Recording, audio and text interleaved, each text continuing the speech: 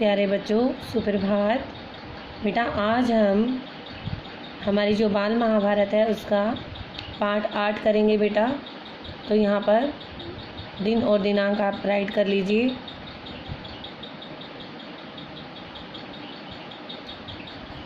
Okay, तो द्रोणाचार्य, आज हम द्रोणाचार्य जी के बारे में पढ़ेंगे कि आचार्य द्रोण कौन थे, इनके पुत्र का क्या नाम था, इस पाठ में हम पढ़ेंगे। द्रोण के बालपन के मित्र कौन थे। ओके बेटा, लेट्स स्टार्ट। द्रोणाचार्य। आचार्य द्रोण महर्षि भरद्वाज के पुत्र थे। किसके पुत्र थे? महर्षि भरद्वाज के। पांचाल नरेश का पुत्र द्रुपद भी द्रोण के साथ ही भरद्वाज आश्रम में शिक्षा पा रहा था। दोनों में गहरी मित्रता थी। ठीक है, तो पांचाल नरेश का पुत्र द्रुपद भी द्रोण के साथ भरद्वाज आश्रम में शिक्षा पा रहा था। दोनों में गहरी मित्रता थी। कभी कभी राजकुमार द्रुपद उत्साह में आकर द्रोण से यहाँ तक कह देता था कि पांचाल देश का राजा बन जाने पर मैं आधा राज्य तुम्हें दे दूंगा। शिक्षा समाप्त होने पर द्रोणाचार्य ने कृपाचार्य की बहन से ब्याह कर लिया। किससे ब्याह कर लिया? द्रोणाचार्य ने कृपाचार्य की बहन से। उनसे उनके एक पुत्र हुआ जिसका नाम उन्होंने अश्वत्थामा रखा। तो उनका पुत्र था, क्या नाम है? अश्वत्थामा। द्रोण अपनी पत्नी और पुत्र को बड़ा प्रेम करते थे। द्रोण बड़े गरीब थे। वह चाहते थे कि धन प्राप्त किया जाए और अपनी पत्नी व पुत्र के साथ सुख से रहा जाए। उन्हें खबर लगी कि परशुराम अपनी सारी संपत्ति गरीब ब्राह्मणों को बांट रहे हैं, तो भागे भागे उनके पास गए। लेकिन उनके पहुंचने तक परशुराम अपनी सारी संपत्ति वितरित कर चुके थे। आगे है बेटा, नेक्स्ट पेज पर। वितरित कर चुके थे अर्थात बांट चुके थे और वन गमन की तैयारी कर रहे थे। द्रोण को देखकर वह बोले, ब्राह्मण श्रेष्ठ, आपका स्वागत है, पर मेरे पास जो कुछ था वह मैं बांट चुका हूँ। अब यह मेरा शरीर और धनुर्विद्या ही है। बताइए मैं आपके लिए क्या करूं। तब द्रोण ने उनसे सारे अस्त्रों के प्रयोग तथा रहस्य सिखाने की प्रार्थना की। परशुराम ने यह प्रार्थना स्वीकार कर ली और द्रोण की धनुर्विद्या की पूरी शिक्षा दी। द्रोण को धनुर्विद्या जो थी उन्होंने पूरी उनको सिखाई। कुछ समय बाद राजकुमार द्रुपद के पिता का देहावसान हो गया था, तो उनकी मृत्यु हो गई और द्रुपद जो था वो राजगद्दी पर बैठा। द्रोणाचार्य को जब द्रुपद के पांचाल देश की राजगद्दी पर बैठने की खबर लगी तो यह सुनकर वह बड़े प्रसन्न हुए और राजा द्रुपद से मिलने पांचाल नरेश को चल पड़े। उन्हें गुरु के आश्रम में द्रुपद की लड़कपन में की गई बातचीत याद थी। सोचा यदि आधा राज्य न भी देगा तो कम से कम कुछ धन तो जरूर ही देगा। यह आशा लेकर द्रोणाचार्य राजा द्रुपद के पास पहुँचे और बोले, मित्र द्रुपद, मुझे पहचानते हो ना? मैं तुम्हारा बालपन का मित्र द्रोण हूँ। तो बेटा इसमें हमने यहाँ तक ये पढ़ा कि आचार्य द्रोण किसके पुत्र थे? भरद्वाज के। द्रोणाचार्य के पुत्र का क्या नाम था? अश्वत्थामा। परशुराम ने द्रोणाचार्य को क्या शिक्षा दी? धनुर्विद्या। द्रोण के बालपन के मित्र कौन थे? जैसा कि मैंने आपको पहले बताया, पांचाल नरेश का पुत्र द्रुपद उनके मित्र थे। ऐश्वर्य के मद में मत हुए राजा द्रुपद को द्रोणाचार्य का आना बुरा लगा और द्रोण का अपने साथ मित्र का सा व्यवहार करना तो और भी अखरा। वह द्रोण पर गुस्सा हो गया और बोला, ब्राह्मण, तुम्हारा यह व्यवहार सज्जनोचित नहीं है। मुझे मित्र कहकर पुकारने का तुम्हें साहस कैसे हुआ? सिंहासन पर बैठे हुए एक राजा के साथ एक दरिद्र प्रजाजन की मित्रता कभी हुई है? तुम्हारी बुद्धि कितनी कच्ची है। लड़कपन में लाचारी के कारण हम दोनों को जो साथ रहना पड़ा, उसके आधार पर तुम द्रुपद से मित्रता का दावा करने लगे। दरिद्र की धनी के साथ, मूर्ख की विद्वान के साथ और कायर की वीर के साथ मित्रता कहीं हो सकती है? मित्रता बराबरी की हैसियत वालों में होती है।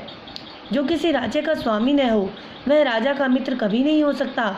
द्रुपद की इन कठोर गर्वोक्तियों को सुनकर द्रोणाचार्य बड़े लज्जित हुए और उन्हें क्रोध भी बहुत आया और उन्होंने निश्चय किया कि मैं इस अभिमानी राजा को सबक जरूर सिखाऊंगा और बचपन में जो मित्रता की बात हुई थी उसे पूरा करके ही चैन लूँगा।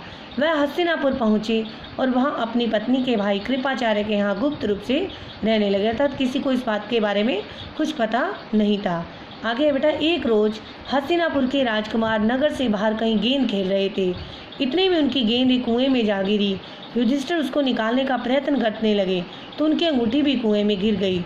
सभी राजकुमार कुएं के चारों ओर झांक झांक कर देखने लगे, पर उसे निकालने का उपाय उनको नहीं सोचता था। एक कृष्ण वर्ग का ब्राह्मण मुस्कुराता हुआ यह सब चुपचाप देख रहा था। राजकुमारों को उसका पता नहीं था। राजकुमारों को अचरज में डालता हुआ वह बोला, राजकुमारों बोलो, मैं गेंद निकाल दूं तो तुम मुझे क्या दोगे? तो बेटा इसमें हमने ये पढ़ा, द्रोणाचार्य लज्जित क्यों हुए द्रुपद की कठोर गर्भोक्तियों को सुनकर। द्रोणाचार्य गुप्त रूप से कहाँ रहने लगे थे? हस्तिनापुर, अपनी पत्नी के भाई कृपाचार्य के यहाँ। ये आपने यहाँ पढ़ा भी है। गेंद को कुएं में से निकालते समय युधिष्ठिर की क्या गिर गई थी? अंगूठी। क्या गिर गई थी? अंगूठी। कौन सब कुछ मुस्कुराता हुआ चुपचाप देख रहा था? एक कृष्ण वर्ग का ब्राह्मण। आगे चलते हैं बेटा। ब्राह्मण श्रेष्ठ, आप गेंद निकाल देंगे तो कृपाचार्य के घर आपकी बढ़िया दावत करेंगे। युधिष्ठिर ने हंसते हुए कहा। तब द्रोणाचार्य के पास में पड़ी हुई सींग उठा ली और उसे पानी में फेंका। सींग गेंद को ऐसे जाकर लगी जैसे तीर, और फिर इस तरह लगातार कई सींग वे कुएं में डालते गए। सींग एक दूसरे के सिरे से चिपकती गई। जब आखिरी सींग का सिरा कुएं के बाहर तक पहुंच गया तो द्रोणाचार्य ने उसे पकड़कर खींच लिया और गेंद निकल आई। सब राजकुमार आश्चर्य से यह करतब देख रहे थे। उन्होंने ब्राह्मण से विनती की, युधिष्ठिर की अंगूठी भी निकाल दीजिए। द्रोण ने तुरंत धनुष चढ़ाया और कुएं में तीर मारा। पल भर में बाण अंगूठी को अपनी नोक में लिए हुए ऊपर आ गया। द्रोणाचार्य ने अंगूठी युधिष्ठिर को दे दी। यह चमत्कार देखकर राजकुमारों को और भी ज्यादा आश्चर्य हुआ। उन्होंने द्रोण के आगे आदरपूर्वक सिर नवाया और हाथ जोड़कर पूछा, महाराज, हमारा परिणाम स्वीकार कीजिए और हमें अपना परिचय दीजिए कि आप कौन हैं, हम आपकी क्या सेवा कर सकते हैं, हमें आज्ञा दीजिए। द्रोण ने कहा, राजकुमारों, यह सारी घटना सुनाकर पितामह भीष्म से ही मेरा परिचय प्राप्त कर लेना। राजकुमारों ने जाकर पितामह भीष्म को सारी बात सुनाई तो भीष्म ताड़ गए कि हो न हो वे सुप्रसिद्ध आचार्य द्रोण ही होंगे। अर्थात वे पहचान गए थे, उन्हें अनुमान हो गया था इस बात का कि शायद वे सुप्रसिद्ध आचार्य द्रोण ही होंगे। यह सोचकर उन्होंने निश्चय कर लिया कि अब से राजकुमारों की अस्त्र शिक्षा द्रोणाचार्य के ही हाथों पूरी कराई जाए। बड़े सम्मान से उन्होंने द्रोण का स्वागत किया और राजकुमारों को आदेश दिया कि वे गुरु द्रोण से ही धनुर्विद्या सीखा करें। कुछ समय बाद जब राजकुमारों की शिक्षा पूरी हो गई तो द्रोणाचार्य ने उनसे गुरु दक्षिणा के रूप में पांचाल राज द्रुपद को कैद कर लाने के लिए कहा। उनकी आज्ञा अनुसार पहले दुर्योधन और कर्ण ने द्रुपद के राजा पर धावा बोल दिया, पर पराक्रमी द्रुपद के आगे वे एक पल भी न ठहर सके, हार कर वापस आ गए। तब द्रोण ने अर्जुन को भेजा। अर्जुन ने पांचाल नरेश की सेना को तहस नहस कर दिया और राजा द्रुपद को उनके मंत्री सहित कैद करके आचार्य के सामने ला खड़ा किया। द्रोणाचार्य ने मुस्कुराते हुए द्रुपद से कहा, हे वीर, डरो नहीं, किसी प्रकार की विपत्ति की आशंका न करो। लड़कपन में तुम्हारी हमारी मित्रता थी, साथ साथ खेले कूदे, उठे बैठे। बाद में जब तुम राजा बन गए तो ऐश्वर्य के मद में आकर तुम मुझे भूल गए और मेरा अपमान किया। तुमने कहा था कि राजा ही राजा के साथ मित्रता कर सकता है, इसी कारण मुझे युद्ध करके तुम्हारा राज्य छीनना पड़ा, परंतु मैं तो तुम्हारे साथ मित्रता ही करना चाहता हूँ, इसलिए आधा राज्य तुम्हें वापस लौटा देता हूँ, क्योंकि मेरा मित्र बनने के लिए भी तो तुम्हें राज्य चाहिए ना। मित्रता तो बराबरी की हैसियत वालों में ही हो सकती है। द्रोणाचार्य ने इसे अपने अपमान का काफी बदला समझा और उन्होंने द्रुपद को बड़े सम्मान के साथ विदा किया। इस प्रकार राजा द्रुपद का गर्व चूर हो गया, लेकिन बदले से घृणा दूर नहीं होती थी। किसी के अभिमान को ठेस लगने पर जो पीड़ा होती है उसे सहन करना बड़ा कठिन होता है। द्रोण से बदला लेने की भावना द्रुपद के जीवन का लक्ष्य बन गई। उसने कई कठोर व्रत और तप इस कामना से किए कि उसे एक ऐसा पुत्र हो जो द्रोण को मार सके, साथ ही एक ऐसी कन्या हो जो अर्जुन को ब्याही जा सके। आखिर उसकी कामना पूरी हुई।